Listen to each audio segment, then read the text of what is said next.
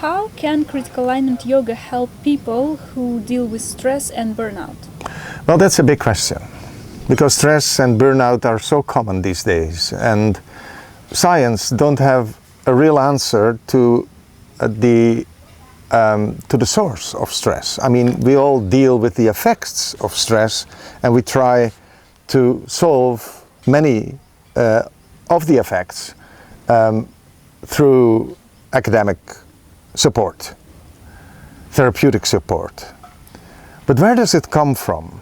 And why does science don't have the feeling that it can break in the source of the origin of stress?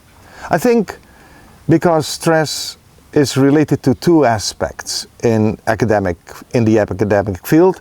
It affects us physically.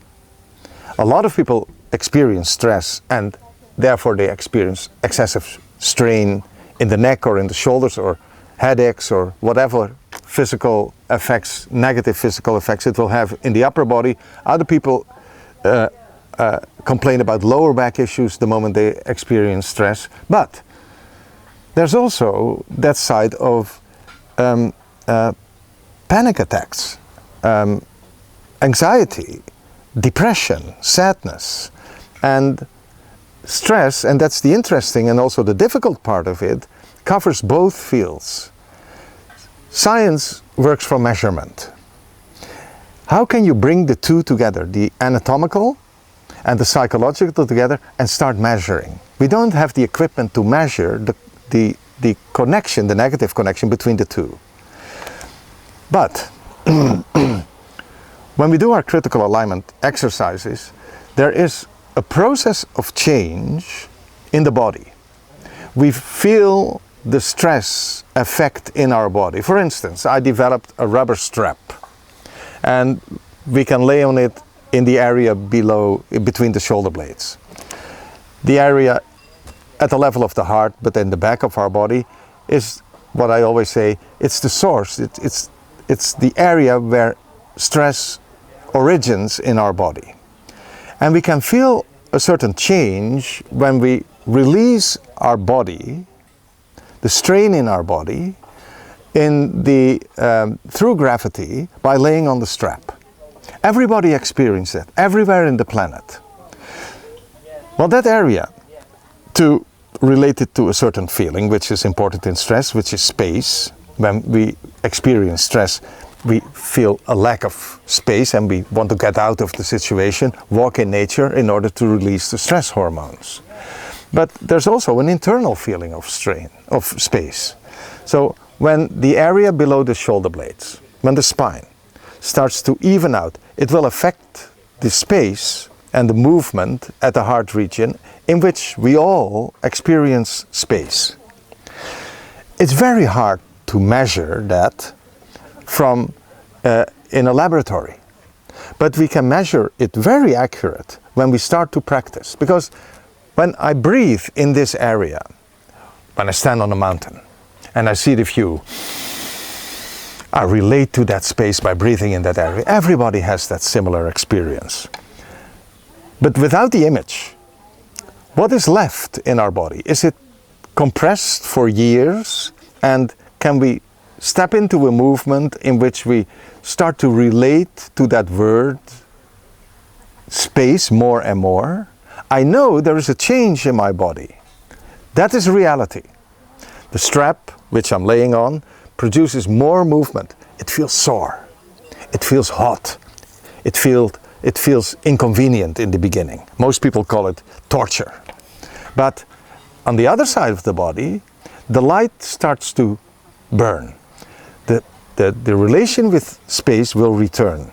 And this is only an example how critical alignment deals with the two fields. The anatomical field is our anchor in reality. It is true. Everybody experiences that change in the body, and that makes it possible to relate yourself to the positive side of the change, the relation with space, and because you feel the change in your body, you believe that story. It is the truth. It's hard to measure, but it's easy to experience. Yes, and what about the effect on your daily life? Does it help to do your sports more safely or any other effects? Well, of course, the anatomical part is a big field in critical alignment. And sports is one aspect of it, and people overstrain themselves in sports very, very easy. Why? Because it's also stress related. Because everybody on the planet starts to curve from this area below the shoulder blades, and the head is moving forward more and more and more and more. And at the end of our lives, we use a cane, and we cannot find our balance without a cane anymore. So that happens everywhere. So it starts to become stiff in the mid-back, that heart region area. And therefore we need to compensate in other areas.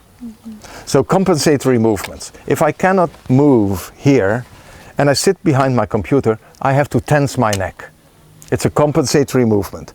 If I stand up straight, I have to disbalance my lower back in order to compensate that lack of movement in the mid-back. Now, suppose that's my foundation in movement, and then I do excessive sports or gentle sports, it doesn't matter.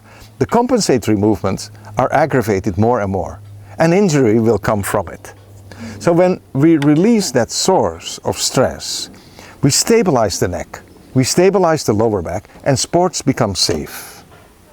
That's one aspect of it, the psychological part. I can sit safe behind my computer for the coming 50 years without any problems. The other side is the psychological part. And that's maybe more complex because that also deals about the subconscious. Where the stress comes from. It comes from the suppression of needs.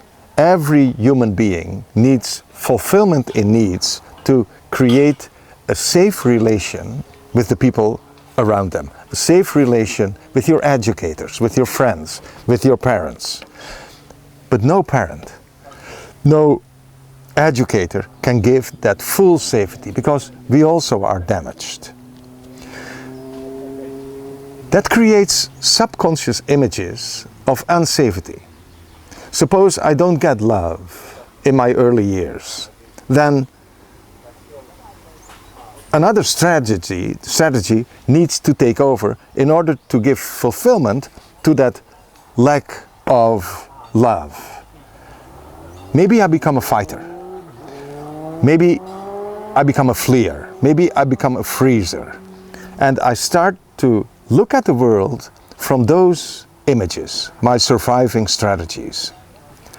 I need these strategies as long as I'm a dependent human being, a child, in order to survive. But when I become an adult, I need to change that because I'm not dependent anymore. I turn into an independent human being, but the images are still there. Now in critical alignment, we try to trace those negative images based on mistrust.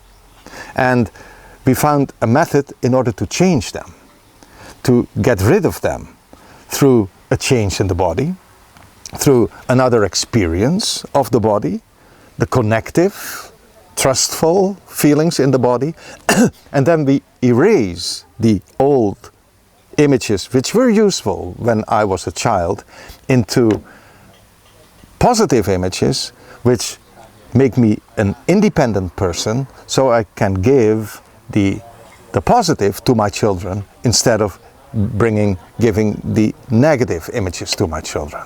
So I can look at the world from positive images instead of negative images. Actually, it's a beautiful method. And how can critical alignment yoga integrate in a modern person European lifestyle? Well, the modern lifestyle in Europe is based on knowledge. We're a knowledge society. We're an I-related willpower society. I can create my life. And I think it's about time to stop that thinking. There's more involved. It's more complex. And the intellectual part is only half of life. There's also the emotional part of life. And the interaction between the emotional and the intellectual, how they can work together as a union, in a friendship, that the good will come out of it instead of the stress and the strain and the burnout which comes out so often these days, that stability can grow from it. That is the purpose of my practice. I see. So no opening chakras and connecting yourself with the space energy. Well, I respect everything from all traditions, but I'm a realistic man, and maybe also because I'm a Westerner, I never saw a chakra, and I prefer to call it the heart region or the belly region. And I give meaning to those areas when I relate it to breathing. So we all have some sort of mystical relation with life through Indian texts, and we start to believe these texts. Why? Because finding the real answers in life, what is stress, what is burnout, is so complex that only a few people handle that complexity in finding the answer of the question. Most people simplify the answer and step into something else. If it works for them, it's perfect. If it gives you peace of mind, it's perfect. But it's not my road. I don't teach from that perspective. I see. Thank you very much. You're welcome.